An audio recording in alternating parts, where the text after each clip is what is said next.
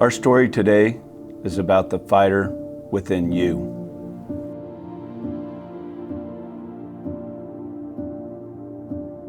When we're talking about the fighter in you, we're not talking about violence. For us, fighting is about fighting for the people that you care about and the people around you. Caring when others can't or won't, or it doesn't make sense to care.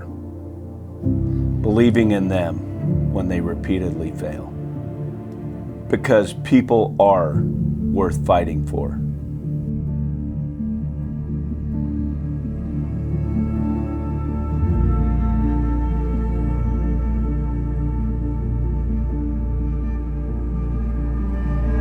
To be a fighter is doing the right thing when nobody's looking. To be a fighter is making the right decision when it's really hard to do. To be a fighter is to stand for what's right and never compromise.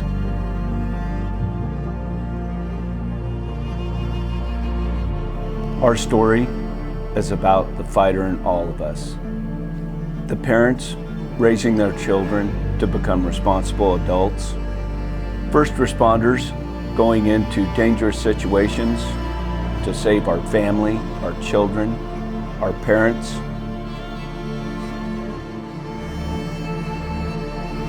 The teachers who paved the way for our students to become leaders, one student at a time. And most of all, our story is for the fighter that lives within you.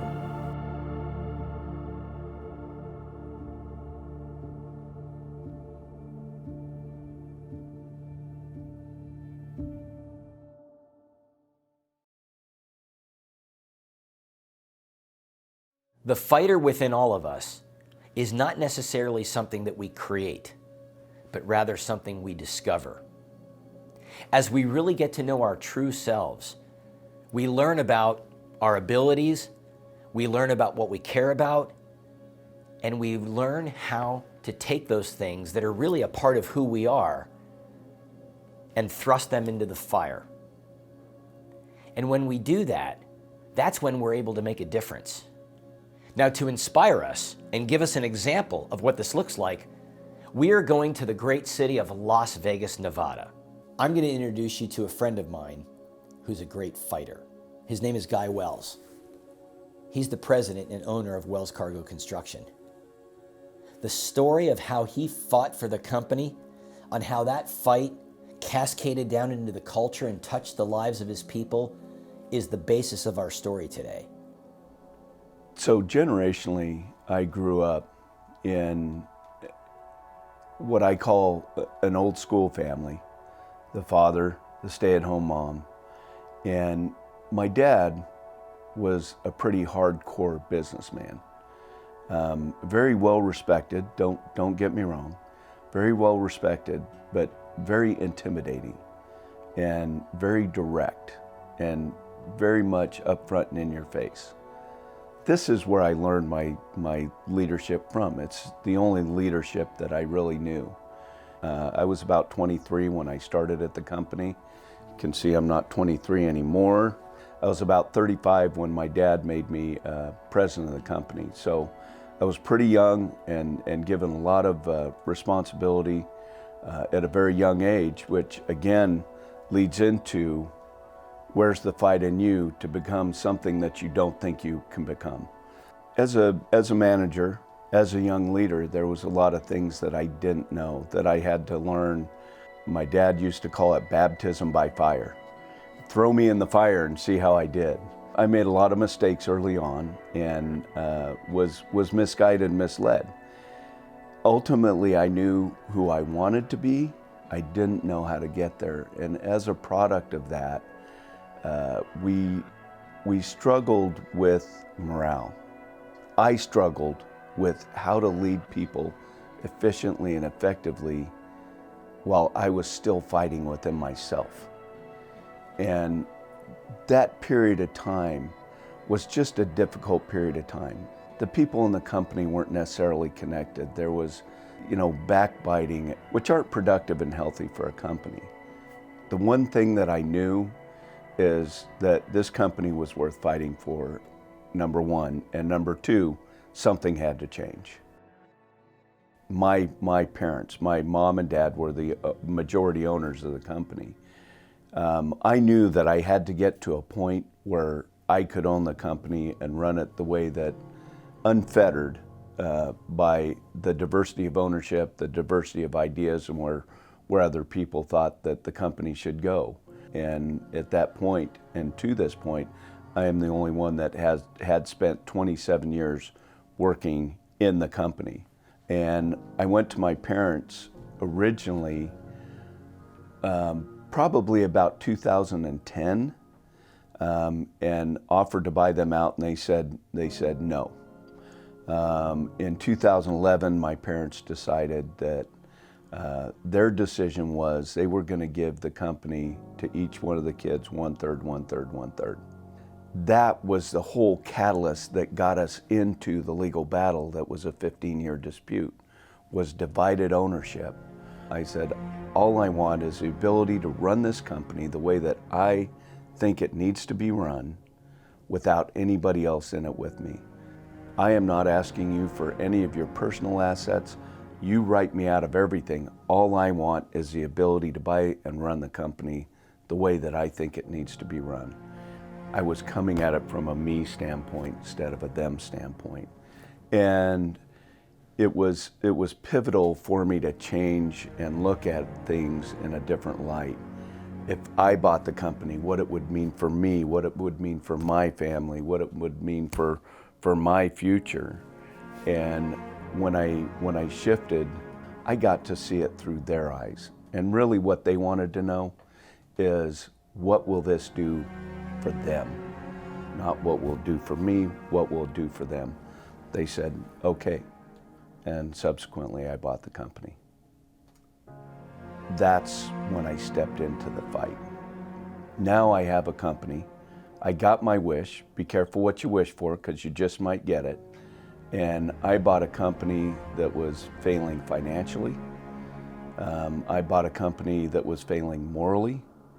And I bought a company that was truly failing their customers.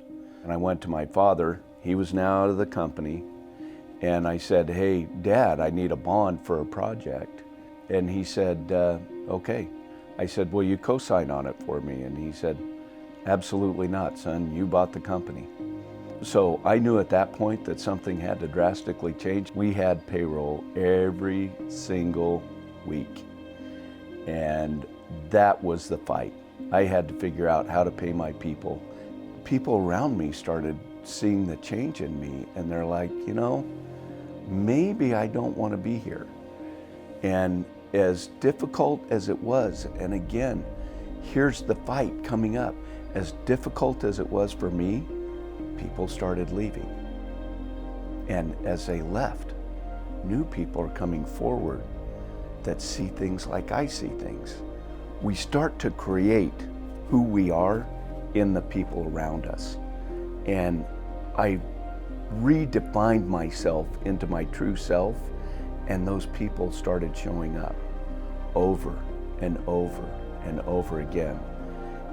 And that's when I started to recognize there is a cultural shift in the company that I won't begin to take credit for, because the cultural shift happened with me and around me. So in that shift, the company was redefined and became really the company that it is today, and the company that I always knew it could be. And the people here love working here, enjoy working here. I have never had a better time in my life professionally to be honored and to be humbled to be able to lead the company and the people that I currently lead. I am truly blessed.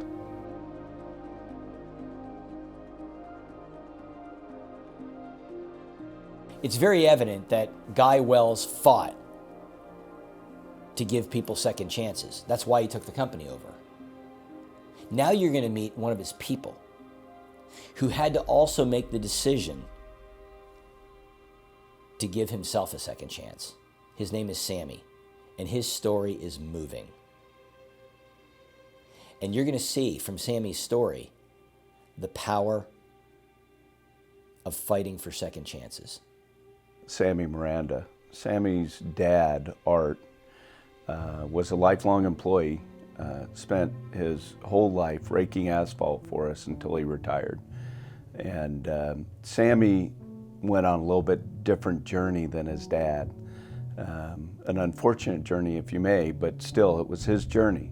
Art was one of the kindest people that ever was. I mean, he came out, he worked his tail off, he never had anything bad to say about anybody. He was just a good man. And Sammy came to work and fell into some trouble. And I started working here. I was 18 years old. I was going to court at that time. I faced a serious charge where I could have been there all day. I'd take a couple hours off, I'd go to court, and I'd come back to work. Art came to me and asked me if I could help Sammy, and I said, "What do you need from me?" And he said, "Would you write a letter to the court on behalf of Sammy before his sentencing?" And I said, "Of course I will." I still don't know what he did or what he was sentenced for. I just felt like here's a young man that because of his dad, he was worth fighting for.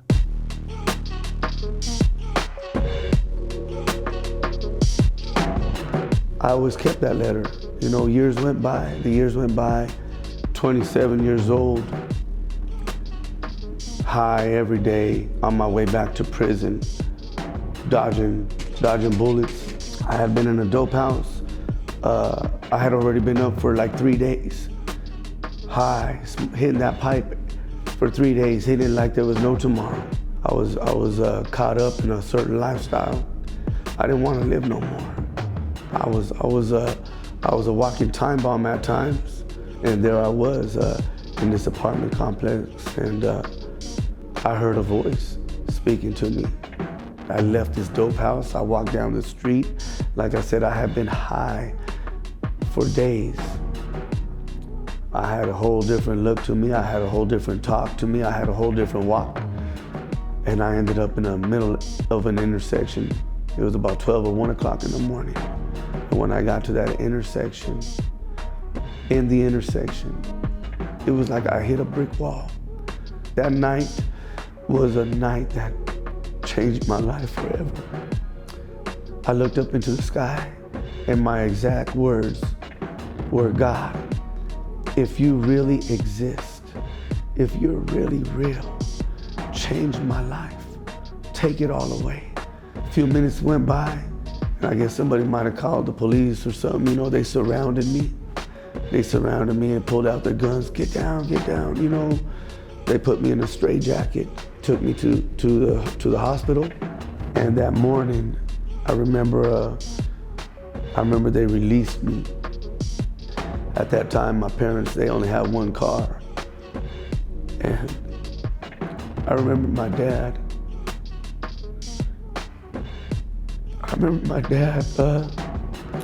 coming to get me. And when I came out of the hospital right there that morning, my dad loved me so much that he pulled up on a bike to get to the hospital, on a pedal bike. I remember going home with him, and for 3 days, I stayed locked up in that room in my dad's house. I remember I opened the front door, and I remember when I opened the front door, everything was different. I looked out and everything was bright. I felt a peace.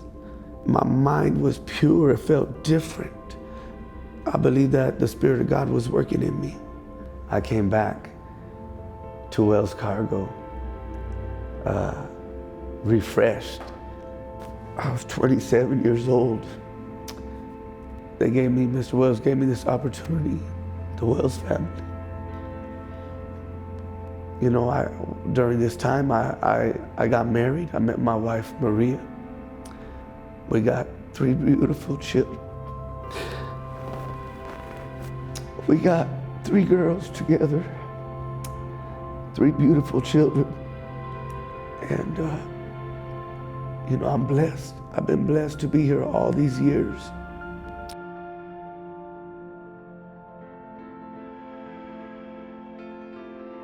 It's evident when you look at Sammy's story. He fought for a second chance. Now you're going to meet another employee at Wells Fargo by the name of Jimmy. Jimmy is a real cartoon character. But what you're going to see in Jimmy's story is the power of fighting for forgiveness. But Wells Fargo is a family to me. I mean, I work with, I would say hands down, the best people in the industry. And as much as we harass each other and we're brothers and sisters with each other, that we love each other and we spend more time usually with each other than we do our families at times. And it's a beautiful place to work. I can't explain it any other way. I mean, from the support from the office now that I'm in management to the support from my guys in the field, like, it's just crazy how well we work, and we're a well-oiled machine, and we've been through ups and downs. I was running a crawler crane to do a simple load, and I didn't expand the track, so it makes the base bigger on the crane, and I got my boom past center, and the crane went over on the counterweight. And the scariest thing about that thing is I couldn't see, because we kept all the rock shields on the crane. I couldn't see. We had 2 Teamsters that were standing right there, and I get chills every time I talk about that. 5 seconds, whatever that was, till I knew those Teamsters came over to there where I could see them. I thought I killed them. And yeah, I mean, it's, again, these people we work with, and these are families, and yeah, I thought I killed them. And when they came out and I seen they were okay, like, I didn't care at that point. Like, whatever happened, happens. And I walked into Guy right after we got the crane righted and all that stuff, and I walked in there, and he goes, "Jayla, you know how much money you effing cost me?" And he was mad, and he goes, "Get out of my face," or whatever he said. And he says, "Just take the week off." And I'm like, okay. And when I got back, back to work, he called me into his office, and he goes, "Jimmy, I'm sorry for the way I talked to you." He goes, "I should never have talked to you that way." And I'm looking at him like, "God, you had every freaking right to talk to me that way." Like, there's no, I mean, I laid over a crane, you know what I mean? Like, it just, and no other place will you get that.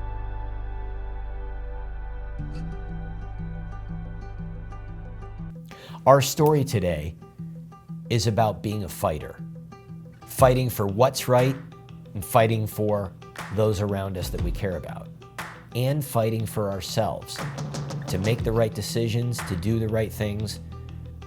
Whether we're fighting for people that make mistakes, people who need second chances, we make a difference.